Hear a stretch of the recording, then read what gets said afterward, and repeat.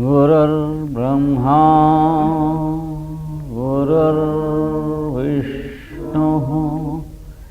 गुरुर्देवो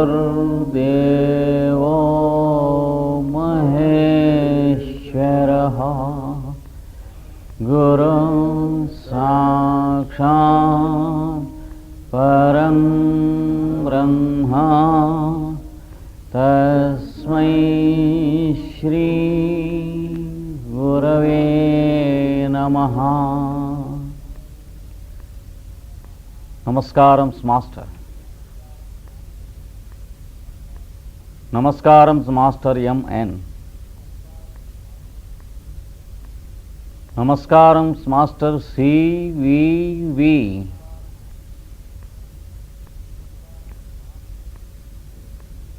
नमस्कारं master CVV।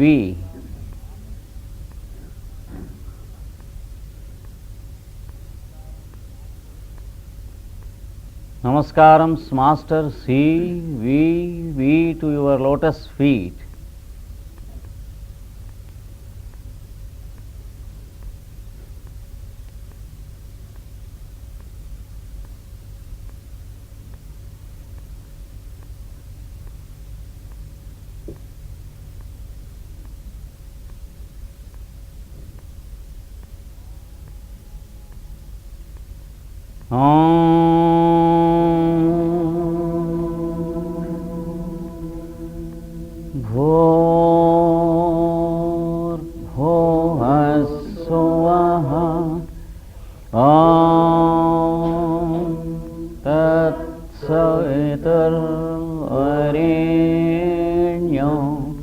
भर्गो देवस्य धीमहि धियो यो नः प्रचोदयात्।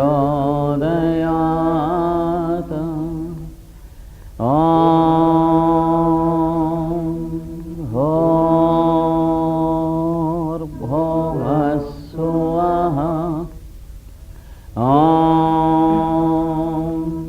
तत्सवितुर्वरेण्यं भर्गो देवस्य धीमहि धियो यो नः प्रचोदयात्।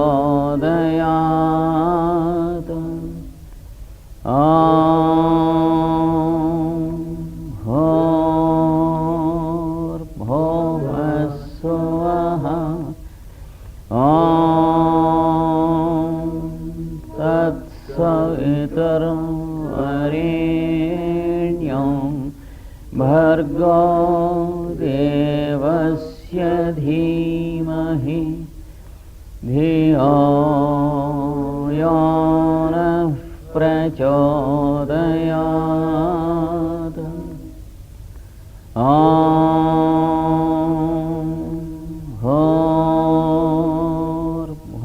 भूर्भुवः स्वः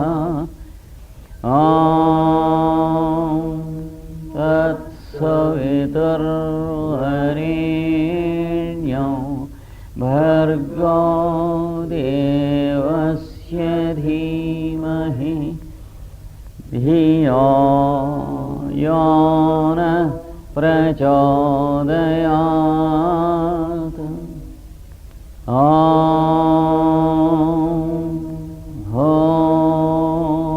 भूर्भुवः स्वः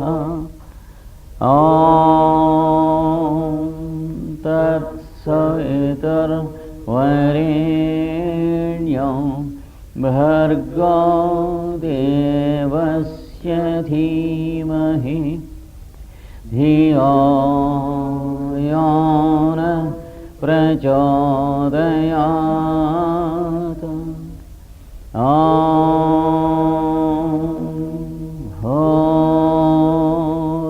भूर्भुवः स्वः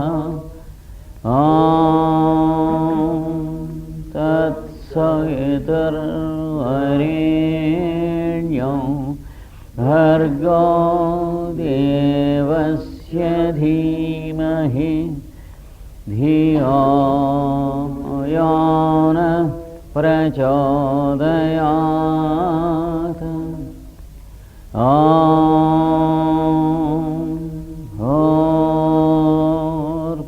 भूर्भुवः स्वः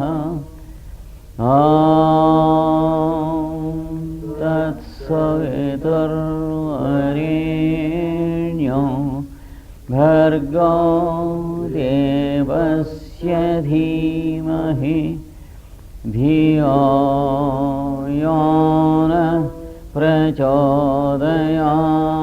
भूर्भुवः स्वः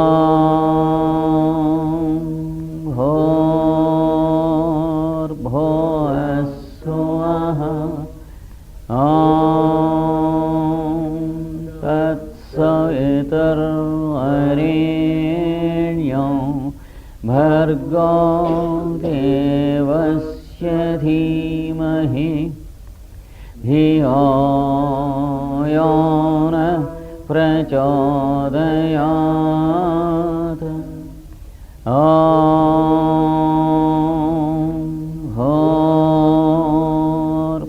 भूर्भुवः स्वः तत्सवितुर्वरेण्यं भर्गो देवस्य धीमहि धियो यो नः प्रचोदयात्।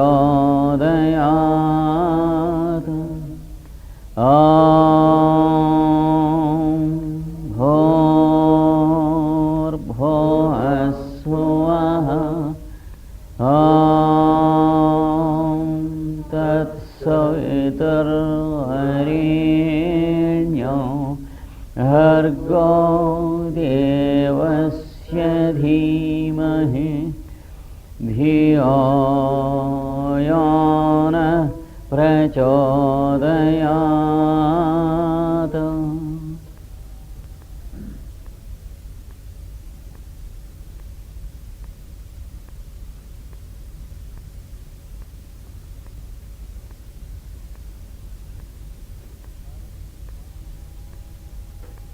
हरिः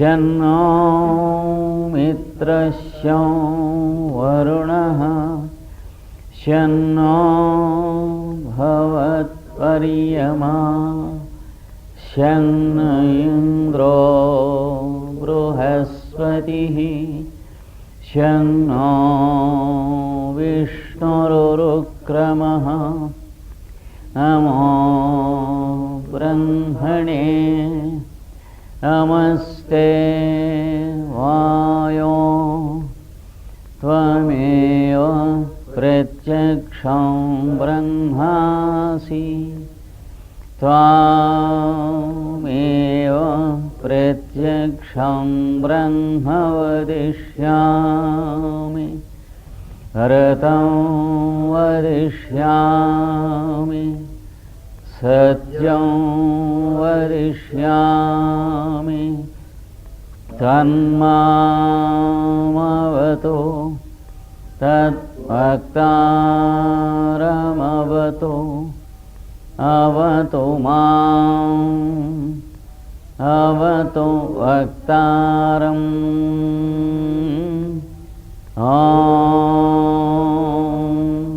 शान्ति शान्ति शान्तिः।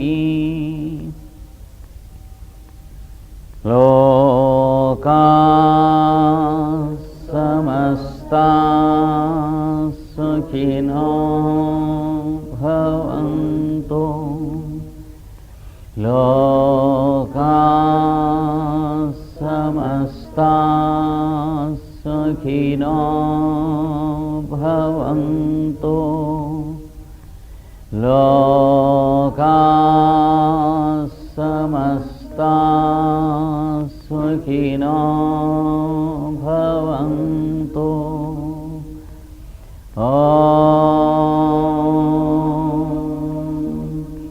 शांति शांति शांति।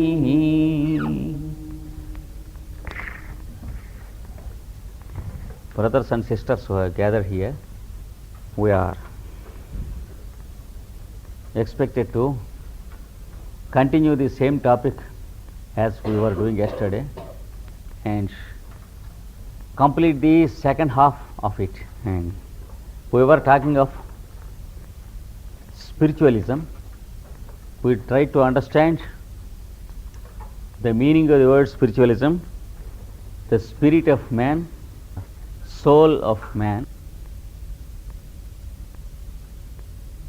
and the other aspects. And we also tried to understand how to proceed to lead a spiritual life. I tried to put forth the practical steps given by the ancient masters. And now, before we proceed to the nature of the obstacles of the spiritual student and how to overcome them, I will once again give you the types of division of the human constitution that we are expected to keep in mind when we want to approach the spiritual life. I told you that there is much to do and very little to discuss and learn in the spiritual path. It's not a subject for too much of explanations and discussions. It is safe for us to proceed as long as we proceed in the practical lines given by the ancient masters. The first division that we have to keep in mind is the threefold nature of the human constitution: matter, energy, and consciousness. Every one of us is a capsule of these three aspects. Some people live in the matter of their constitution, and their meaning of life is good eating, good drinking, good appetite, and good enjoyments of all the five senses, and achieving what they believe great, and feeling disappointed whenever they do not achieve their own point, because they have no stature beyond believing that their own point is the truth. This is one aspect of living, and as a rule they meet with many disappointments and rebuffs in life, because it is a matter of common sense that everyone wants to do in the same way. And you know what happens if everyone wants to push his hand into the counter of the theatre tickets? No one can push. If there is one apple on this table, 10 hands proceed to own it or possess it. The result is that no 9 fellows allow the 10th fellow to eat it. That's the inevitable result, and that is the experience this fellow meets with, and he lives his life through that experience. That's why he understands life as competition. There is the second fellow who begins to tackle with the energies. Through experience, he enters into the second realm of existence. Sometimes he tackles with that group of energies which we call the weaknesses of mankind. He will be able to earn millions and millions of dollars and make a section of people walk as puppets in his hands. Another set of people who enter into the energy kingdom, they tackle with the beliefs of others, and then they pocket millions and millions of dollars. And as the first fellow does, this fellow also can manage to see that many thousands of people walk as puppets in his hands. Another fellow will be able to tackle that peculiar psychological force which we call money. Many of us are foolish enough not to understand that money is only a psychological force, and the fellow takes advantage of our ignorance because he knows what we believe as money is false, and he can show you money and he can tackle you successfully. Like this, you can have 1,000 departments of life, people who are working in the second kingdom. They are all magicians in the language of spiritualism, and since they are working with the weak points of the humanity, since they are tackling the psychological weaknesses of the common human being, the masters of wisdom call them the black magicians. Many people have many false notions and ideas about the word black magic, and I find many people are much dreaded in the Occident by the word black magic, but the spiritualist knows that these fellows who are called the commercial fellows of the world, the politicians of the world, and the religious missionaries of the various religions, they are the black magicians who take advantage of the ignorance of the common man. For example, about 50 years ago, there were watches, and now also there are watches.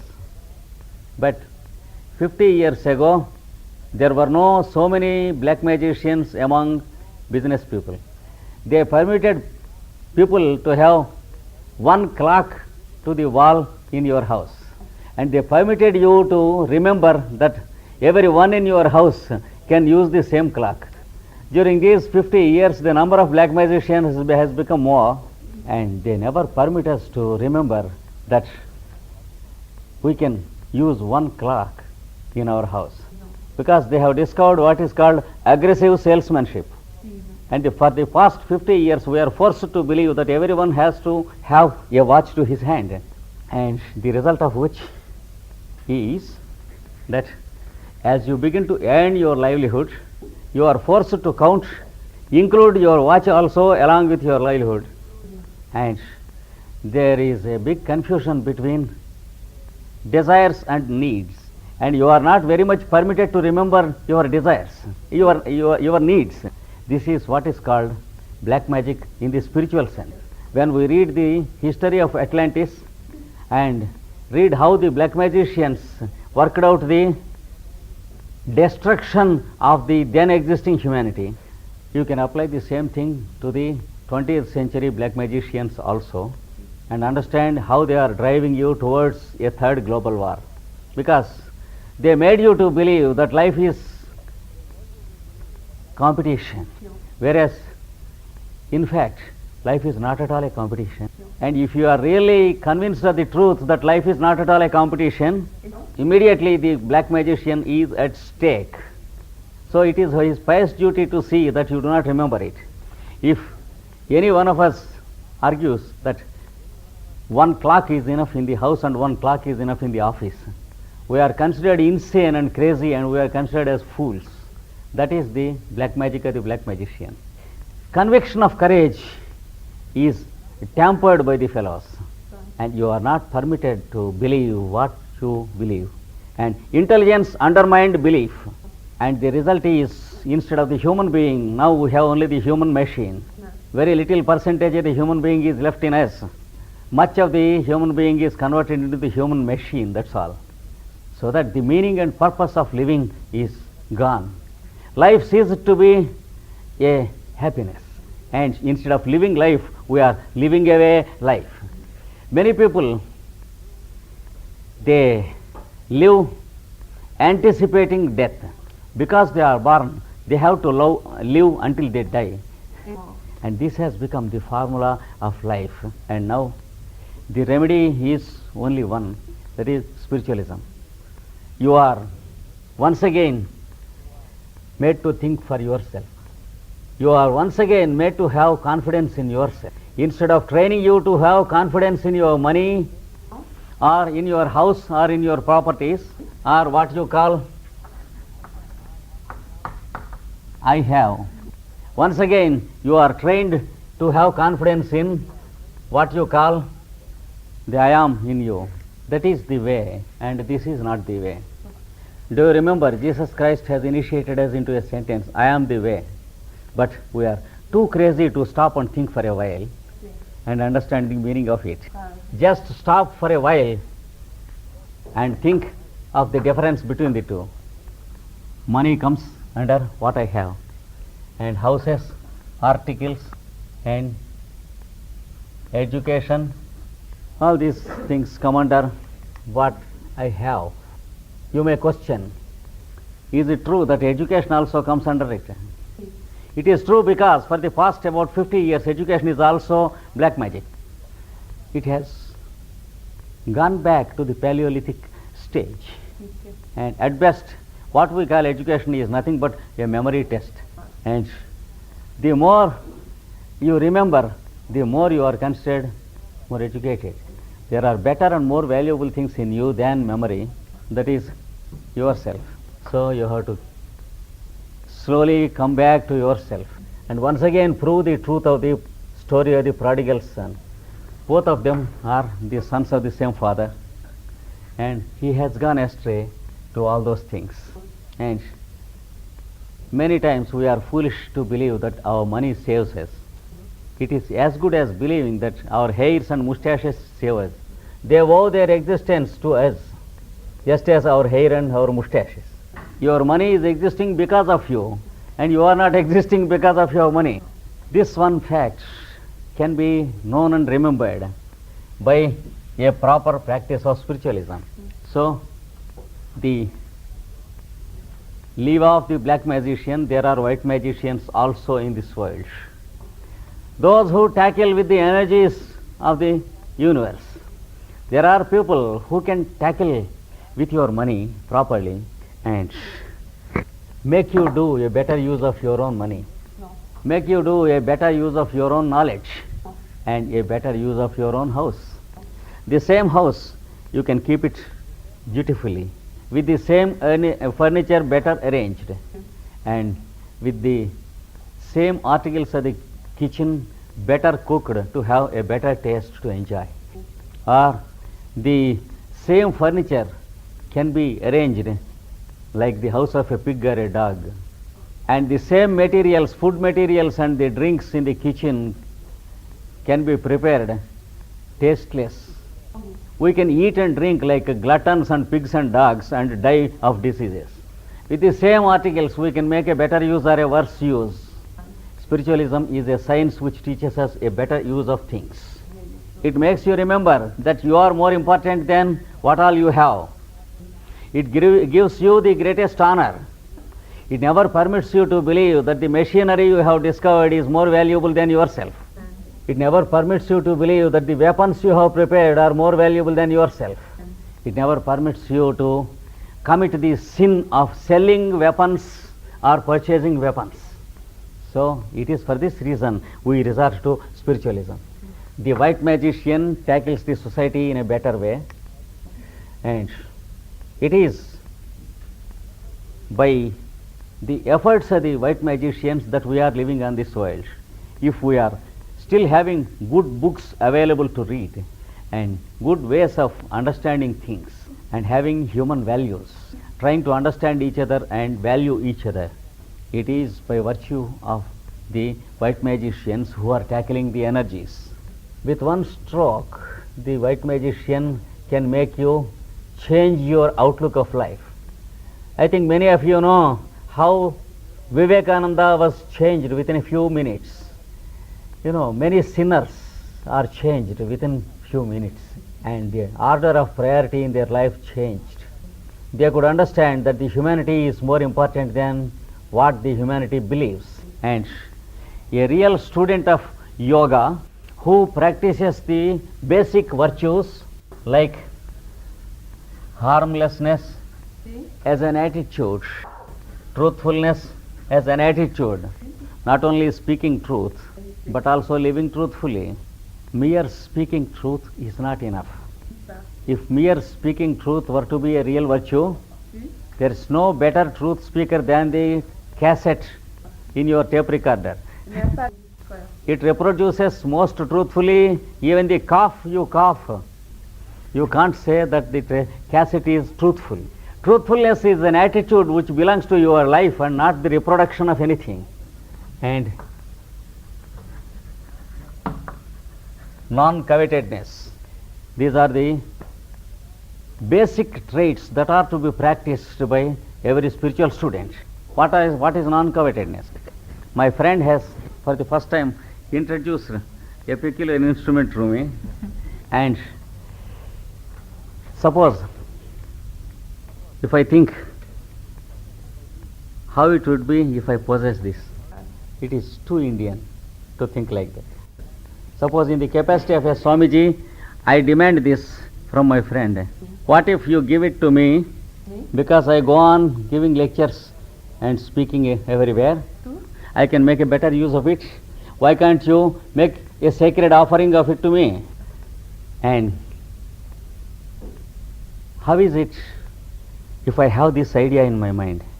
What is my mental stature to myself if I have an idea, such an idea in my mind? What would be my mental stature if I do not have such an idea, or the nature to have such an idea in my mind? Even the face and the expression will be quite different. You will find altogether a different person, a person who has covetedness and a person who has non-covetedness. A great poet of ancient India describes the difference. I will reproduce the Sanskrit quotation and explain it a little bit. It runs like this. I think there are many people who know Sanskrit. Langoola chalana mathascharana avaghatam bhumau nipatya vadanodara darshanancha shva bendadasya kurute. I will explain it. Maintenant, je vais vous l'expliquer. Not needed?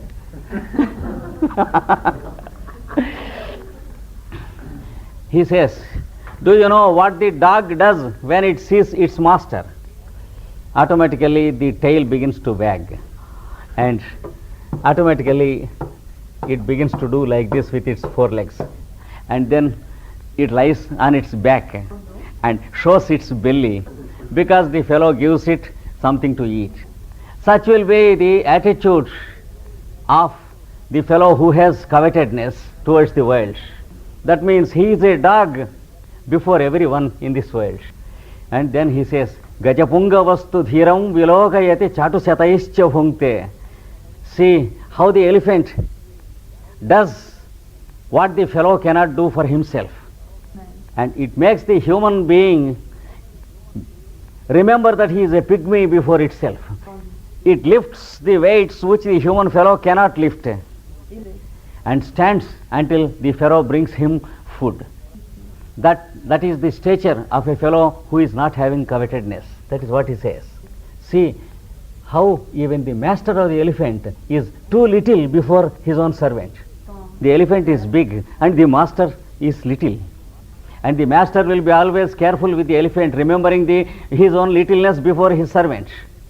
So that will be the attitude of the world before a fellow who has non-covetedness. Though it is a little bit poetic, I find there is much truth in it. Yeah. Of course, the poem was written in an imaginative, poetic and a Piscean way, but still there is much for the Aquarian to beg and know from it. Many times the Aquarian is too proud to accept anything from the Piscean age, and that is one of the incurable chronic diseases of an Aquarian that needs a diagnosis and a cure. We are still children in the Aquarian age, just trying to enter into it.